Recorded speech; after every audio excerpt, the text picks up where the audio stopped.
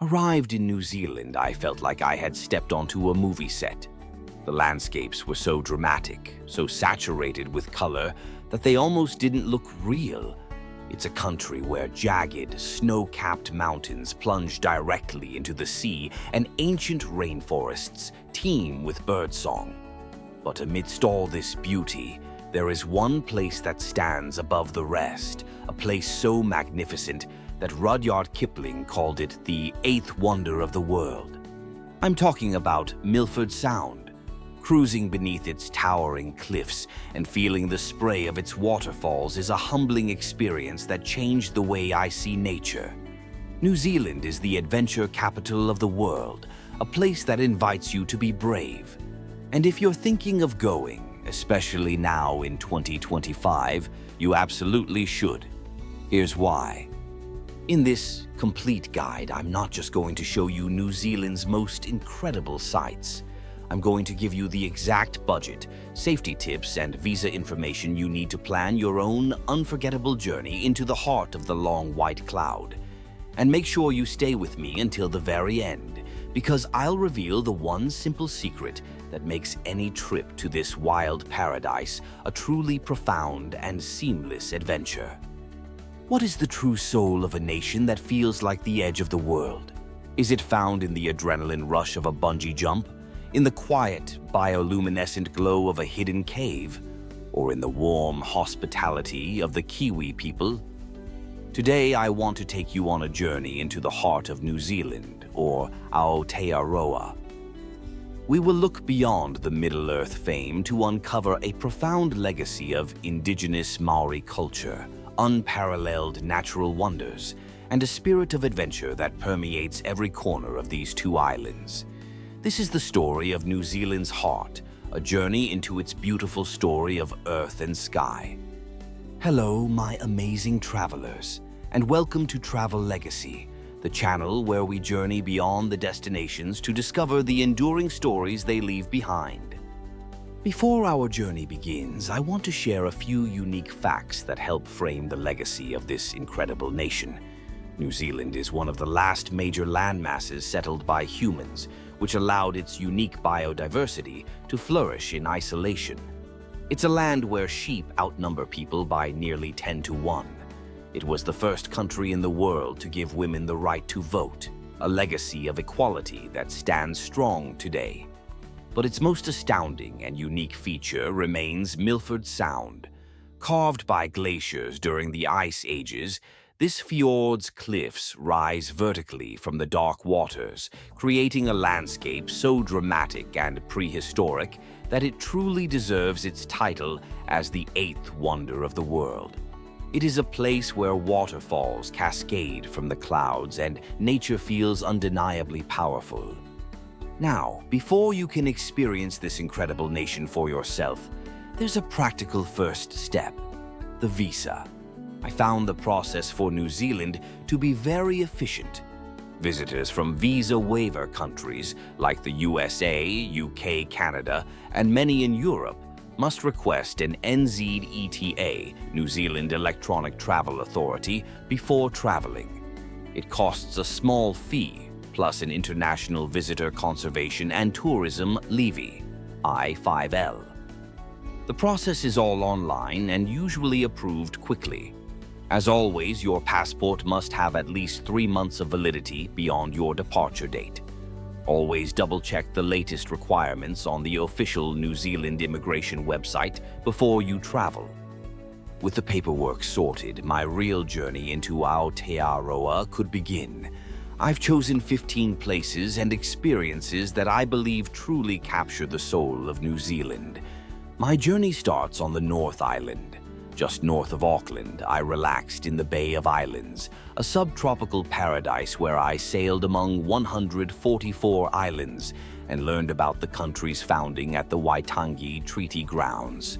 From there, I headed south to a place that feels like pure magic: Hobbiton.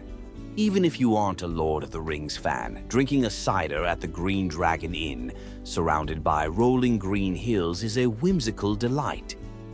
To experience the indigenous heart of the country, I visited Rotorua. You can smell the sulfur from the geothermal activity the moment you arrive.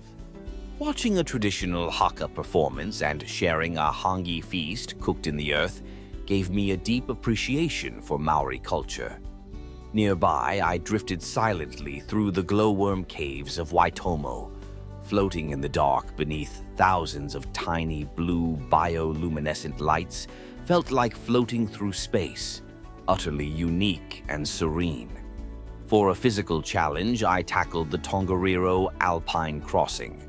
Often called the best one-day hike in the world, this trek took me through a volcanic landscape of emerald lakes and steaming craters that looked like another planet. I also explored the Art Deco city of Napier, rebuilt in the 1930s style after an earthquake, and soaked in my own personal hot tub dug into the sand at Hot Water Beach on the Coromandel Peninsula. Crossing to the South Island, I embarked on one of the world's most scenic train rides, the Transalpine, crossing the Southern Alps to the wild West Coast. Here, I splurged on a heli hike onto the Franz Josef Glacier, exploring blue ice caves with crampons on my boots. For wildlife, I visited Kaikoura, where the mountains meet the sea, seeing a giant sperm whale tail flick up against a backdrop of snow-capped peaks is a quintessential Kiwi moment. I also swam with dusky dolphins here, pure joy. Then I arrived in the adventure capital of the world, Queenstown. The energy here is infectious, whether you're bungee jumping or just admiring the views of Lake Wakatipu. For a quieter vibe, I visited nearby Wanaka, hiking Roy's Peak for that famous view. My journey culminated at the majestic Milford Sound. Cruising beneath Mitre Peak on a rainy day when thousands of temporary waterfalls cascade down the cliffs was an experience of pure magic. I also stargazed at the International Dark Sky Reserve around Aotearoa as Mount Cook, New Zealand's highest mountain, kayaked the turquoise waters of Abel Tasman National Park, explored the rugged Catlins coast, and discovered the isolated beauty of Stewart Island, a haven for spotting the elusive kiwi bird. Exploring these profound places is the heart of any trip, but to do it with peace of mind, it's crucial to know how to navigate the country safely. So stick with me because the safety tips I learned on the ground are essential. New Zealand is incredibly safe in terms of crime, but the environment demands respect. The weather can change instantly. I learned to pack layers for 4 seasons in one day. The sun is harsh due to the thin ozone layer, so high SPF sunscreen is non-negotiable. If you're driving, take care on the winding, narrow roads, and be prepared for sandflies on the west coast, tiny but annoying biting insects. Now that you know how to stay safe, let's talk about where I stayed. I found the standard of accommodation to be fantastic. Haka Lodge in Auckland offered modern pods, while Lilo Auckland is a trendy poshtel perfect for flashpackers. In Queenstown, Absolute Hostel has unbeatable lakefront views. For something unique, I even stayed in a converted prison at jailhouse accommodation in Christchurch. Of course, the big question is always, what did all this cost? I tracked my expenses, and while New Zealand is a developed nation with costs similar to Australia, you get incredible quality. A hostel dorm bed cost me $24 to $36 a night, 40 to 60 New Zealand dollars, while a classic meat pie snack was just $4 to $6, 6 to 10 New Zealand dollars. Based on these costs, I found that a backpacker can have an amazing time on around 75 US dollars per day, 125 New Zealand dollars. A more comfortable mid-range budget of 165 US dollars per day, 275 New Zealand dollars, will allow for private rooms, a rental car, and key tours like Hobbiton. If you're looking for luxury, you can live very well on $300 plus USD per day. But even on a budget, I discovered amazing ways to save. First, I cooked my own food. Almost every hostel has a kitchen, and a campsite BBQ is a Kiwi tradition. Second, I used the website bookme.co.nz to find huge discounts on activities. Third, I looked into relocation rentals for cheap camper vans.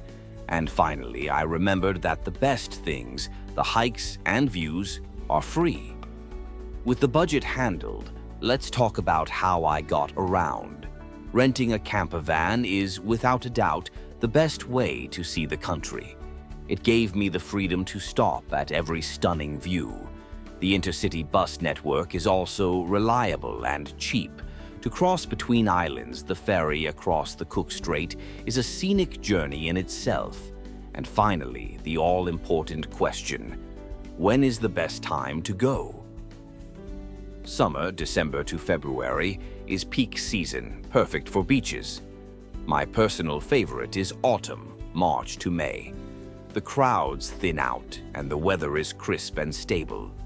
Winter, June to August, is the time for snow sports in the south. Throughout this journey, I've shared some incredible places and stories. But right at the beginning, I promised to reveal the one simple secret to making a trip here truly profound and seamless. And here it is. The secret isn't a single hidden location. It's being so well prepared that you can stop worrying about the logistics and truly immerse yourself in the experience. From the movie set landscapes of the Shire to the thundering waterfalls of Milford Sound, New Zealand is a place that invites you to dream bigger. Its legacy is found in the bravery it inspires, the nature it protects, and the warm welcome of the people who call this wild paradise home. What was the one place that truly captured your spirit? Was it a landscape, a flavor, or a story? Share your most unforgettable moment in the comments below. We would love to build a travel legacy together. Please like, share, and subscribe to the Travel Legacy channel for more journeys with purpose. Until our next adventure, thank you for traveling with us. Keep exploring.